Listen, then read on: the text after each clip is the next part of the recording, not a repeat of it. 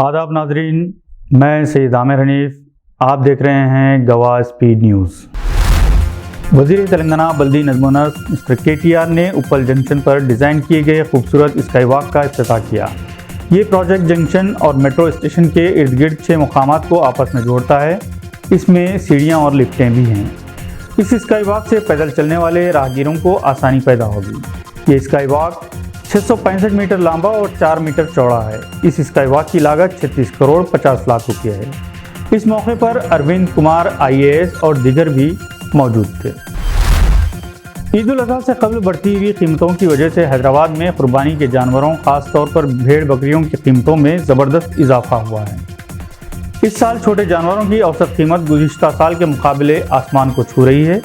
شہر کے تاجروں کے مطابق قیمتوں میں یہ اچانک اضافہ جانوروں کو شہر لانے میں زیادہ اخراجات کی وجہ سے ہے۔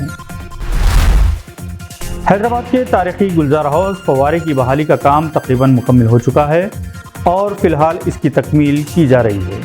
اس سال فروری میں شروع ہونے والے اس منصوبے کا مقصد شہر کے شاندار ثقافتی ورثے کو زندہ کرنا اور اسے محفوظ کرنا ہے۔ امکان ہے کہ 16ویں صدی میں تعمیر ہونے والا گلزار ہاؤس جلد ہی عوام کے لیے کھول دیا جائے گا، جو شہر کے شاندار ماضی کی ایک جھلک فراہم کرے گا۔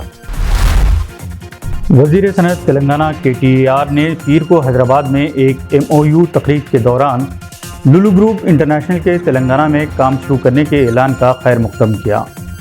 متحدہ عرب امارات میں قائم لولو کے چیئرمین اور مینیجنگ ڈائریکٹر یوسف علی کی قیادت میں کمپنی نے 3500 کروڑ روپے کے متاثر کن سرمایہ کاری کا اعلان کیا ہے۔ GMR حیدرآباد بین الاقوامی ہوائی اڈے نے حال ہی میں گیٹ انٹری نمبر 9 کے قریب سیلف بیگیج ڈراپ کی سہولت متعارف کروائی۔